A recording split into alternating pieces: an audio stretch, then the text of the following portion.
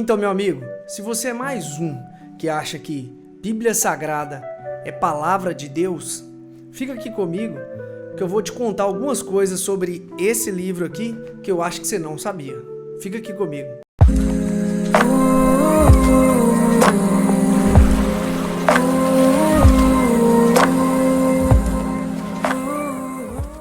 A primeira coisa que a gente tem que saber é que não existe uma Bíblia padrão, né? Um original manuscrito, uma Bíblia Matrix, vamos dizer assim. A primeira coisa que a gente tem que entender é isso. Os fragmentos de manuscritos que a gente tem hoje, os mais antigos, são datados de 250 a.C. do Velho Testamento e 70 depois de Cristo do Novo Testamento. Um bom exemplo de Bíblia de estudo é a Bíblia de Jerusalém. Essa Bíblia de Jerusalém, ela utiliza a tradução de um códex antigo que a gente tem, que é por volta de 1000 anos depois de Cristo, aí a datação dele, que é o Códice Leningrandense. E é interessante porque até 1450 todos os textos eram copiados à mão. Em 1450, o Johannes Gutenberg inventou a prensa de tipos móveis lá na Alemanha. E isso facilitou muito, né? A cópia dos textos, não só textos sagrados, mas vários outros textos, e popularizou essa difusão de textos, principalmente religiosos, nessa época. Esses manuscritos eram cópias de cópias de cópias de traduções de tradições orais. Essas tradições orais eram uma forma dos patriarcas passar o conhecimento, né? De um para o outro, pai para filho, filho para o outro filho, para o neto, para o bisneto, porque pouca gente ali naquela época sabia ler e escrever. Essas cópias, elas tinham muitas divergências, às vezes de uma letra, de uma palavra e até de frase, porque os copistas conheciam versões diferentes de outras traduções. Eles faziam algumas anotações de margem, de rodapé, que outros copistas achavam interessante e colocavam essas notas dentro do texto. E às vezes essas alterações de pequenas palavras ou pequenas frases poderiam mudar o sentido do contexto todo, e até muitas vezes alguns contextos teológicos mesmo eram distorcidos por causa dessas pequenas alterações feitas pelos monges copistas. Algumas bíblias de estudo mostram alguns trechos dos textos entre colchetes, e lá no prefácio você consegue ver que o editor ele deixa claro que esses textos entre colchetes não faziam parte dos manuscritos e dos textos bases dessa mesma tradução. Em 1946, uns pastores beduínos, lá nas montanhas perto do Mar Morto, encontraram em umas cavernas vários jarros com vários textos bíblicos. Esses textos eram 1000 anos mais antigos do que os textos que a gente tinha até então. Essa descoberta deu uma reviravolta muito grande no que as pessoas tinham sobre o que era o cristianismo naquela época. Esses textos que foram encontrados nessas cavernas lá do Mar Morto datam de 3 séculos a 1 século antes de Cristo, ou seja, muito mais antigo do que o que a gente tinha até então. Antes de continuar, eu quero explicar a diferença entre pergaminho, papiro e códex.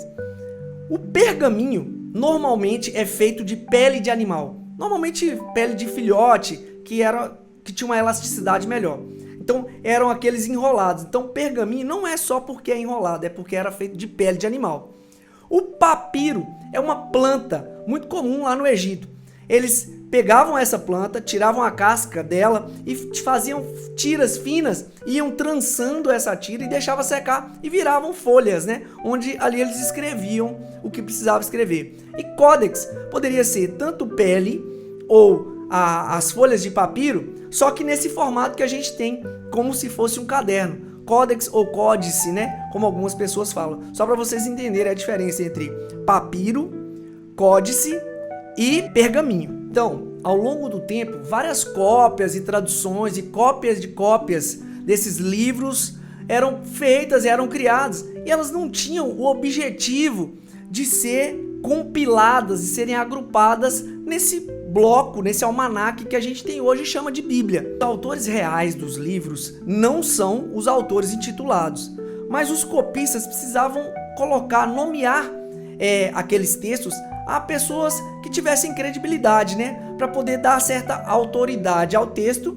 e serem considerados sagrados pela comunidade religiosa. Então, com todas essas cópias espalhadas, vários textos e várias traduções de livros diferentes, a liderança da Igreja Católica resolveu fazer alguns concílios e reunir para poder eles definirem o que seria essa Sagrada Escritura, Então, nesses concílios, eles discutiam o que seria depois formado, como a gente conhece hoje, como cânon bíblico.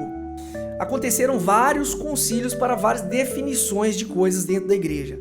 Mas para a definição do cânon bíblico, aconteceram 4 que discutiram esse assunto.